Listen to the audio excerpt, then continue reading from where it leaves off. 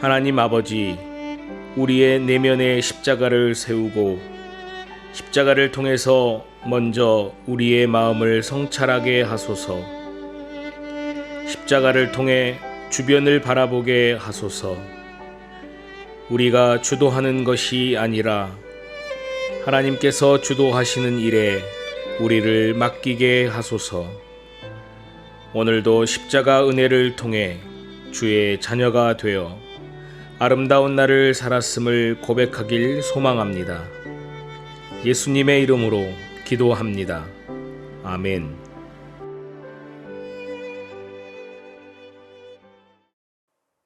다 함께 찬송가 436장을 함께 찬송하시겠습니다.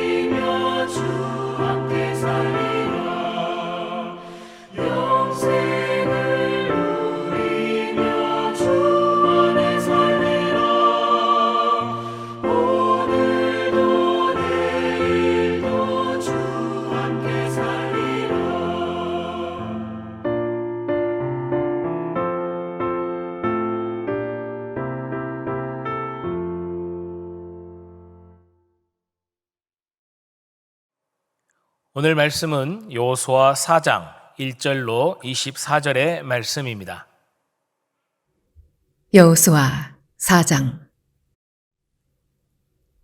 그 모든 백성이 요단을 건너가기를 마침에 여호와께서 여호수아에게 말씀하여 이르시되 백성의 각 지파에 한 사람씩 12사람을 택하고 그들에게 명령하여 이르기를 요단 가운데 제사장들의 발이 굳게 선 그곳에서 돌 12를 택하여 그것을 가져다가 오늘 밤 너희가 유숙할 그곳에 두게 하라 하시니라.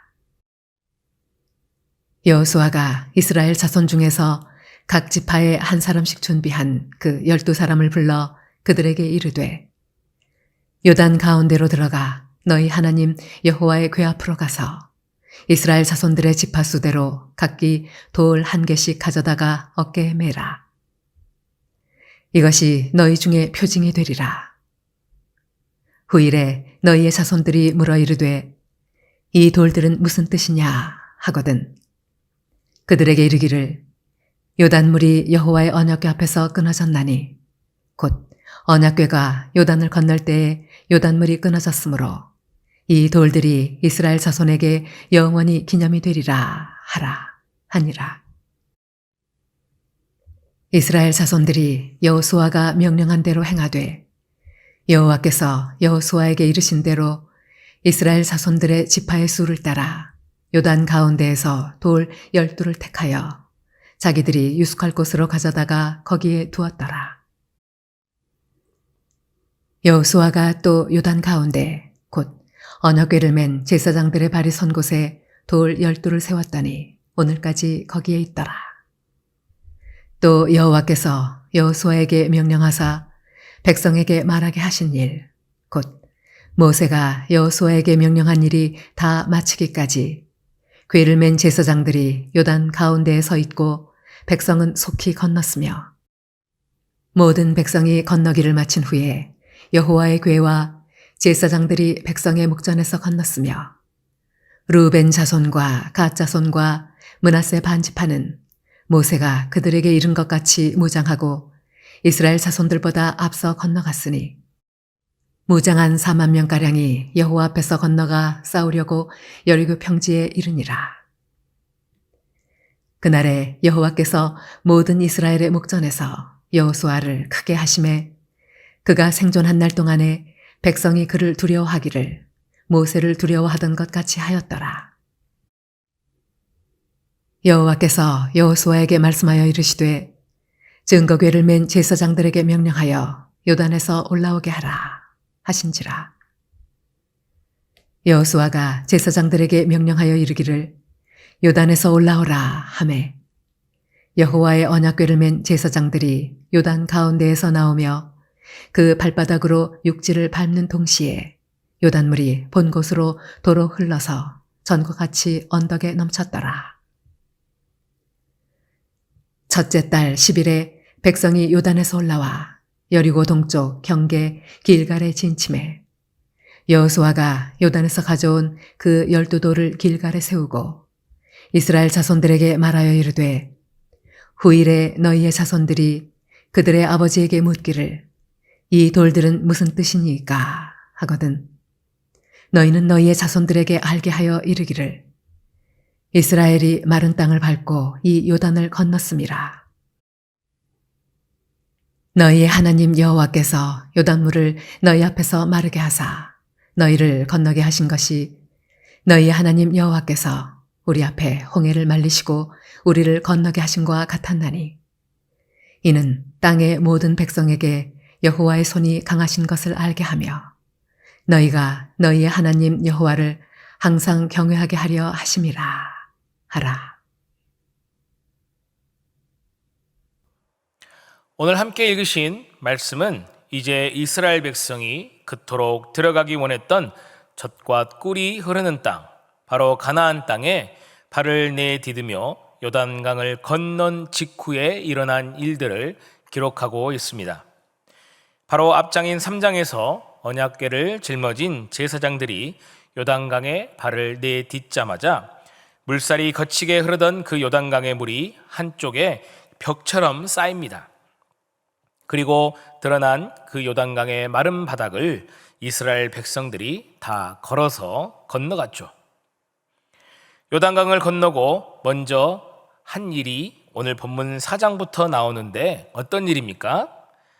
하나님께서 명령하신 대로 각 지파에서 한 사람씩 총 12사람을 뽑아서 요단강 바닥에 있는 돌을 메고 나오게 합니다.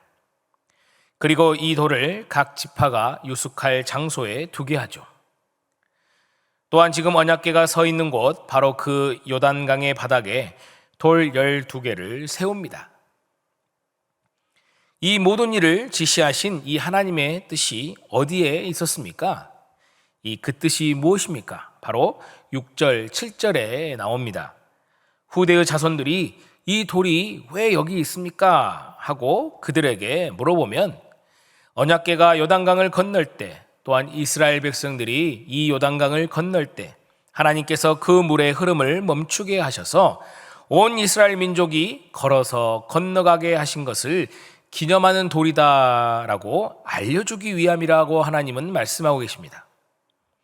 바로 하나님께서 이스라엘 백성을 위해서 하신 이 놀라운 일을 기억하게 하시기 위함이었습니다.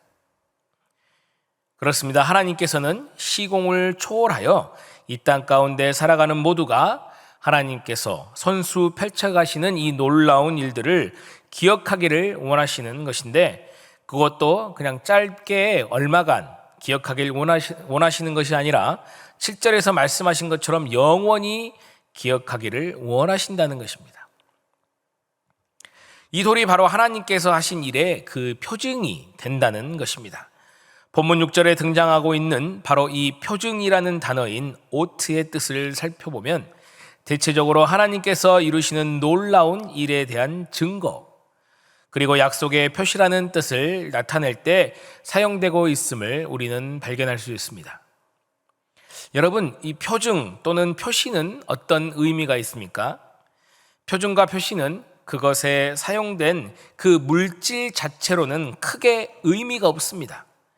여기서도 요단강 바닥에 있는 그저 수많은 돌들 중에 12개를 골라서 세워놓은 것 아닙니까? 그런데 표징과 표시는 무엇인가를 가리키고 있기 때문에 그것이 중요한 것이 되는 것입니다. 그 속에 담고 있는 뜻과 의미가 있기 때문에 그것이 중요한 것이 되는 것입니다. 표징과 표시가 지속적으로 말하고 있는 것이 있기 때문에 그것이 중요하다는 것입니다. 강바닥에 수많은 돌들 중에 하나를 주어서 세워놨지만 그 돌이 의미하고 가르치고 말하고자 하는 바가 있었기 때문에 그것이 비로소 표징이 되고 표시가 되는 것입니다. 만약 의미하는 바가 없다면 그저 쌓아놓은 돌 무더기일 뿐입니다. 그것이 어떻게 그렇게 쌓여져 있는지조차도 알 수 없는 한낱 의미 없는 돌덩어리일 뿐이라는 것이죠. 그 돌을 보는 사람이 저 돌이 무엇입니까? 하고 물어도 글쎄요, 그냥 돌인 것 같은데요 하고 해줄 말이 아무것도 없다는 것입니다. 우리가 쉬운 예로 십자가도 마찬가지 아닙니까? 교회마다 걸려있는 십자가는 쉽게 말하면 나무 2개를 교차해서 이렇게 해놓은 것입니다. 그러나 영원하신 그리스도의 희생과 사랑의 뜻과 의미가 담겨 있기 때문에 그저 나무 2개를 교차해서 만들어진 것이 깊고 깊은 그 사랑의 표징과 상징이 되는 것입니다. 나를 구원하신 그리스도의 놀라우신 이 사랑에 감격하여서 그것을 우리의 목에 걸고 또 우리 차에 걸어놓고 또 집에 걸어놓고 그것을 볼 때마다 기억하고 감사하는 것입니다. 그리고 십자가를 보는 사람마다 이것이 무엇이냐고 물어볼 때 우리는 놀라우신 그리스도의 사랑을 이야기해 주는 것입니다. 이렇듯 오늘 본문에 등장하는 이 12개의 돌은 바로 하나님의 구원의 능력과 신실하신 인도하심의 표징과 표시로서 그 의미가 큰 것입니다. 그래서 그것을 보는 사람마다 그것이 무엇이냐고 물어볼 때 바로 하나님께서 하신 일을 말하게 되고 함께 기억하게 되는 것입니다. 그런데 하나님께서는 12개의 돌을 세우라고 하셨죠. 왜 12개입니까? 이것은 매우 쉬운 질문이죠. 맞습니다. 이스라엘 각 지파의 수대로 돌 개수를 말씀하신 것입니다. 돌 1개가 한 지파를 상징하는 것입니다. 그래서 12개가 모이면 온 이스라엘을 상징하게 되는 것입니다. 12개의 돌은 하나님이 행하신 놀라우신 구원의 능력과 신실하신 인도하심을 상징하면서 동시에 온 이스라엘 백성을 상징하고 있다는 것입니다. 여러분, 이스라엘 백성 하면 떠오르는 것이 무엇입니까? 당연히 우리는 하나님이 택하신 백성, 바로 하나님과 연관된 단어들이 떠오릅니다. 제가 인터넷에 이스라엘이라는 단어를 한글과 또 영문으로 2번 검색을 해보았습니다.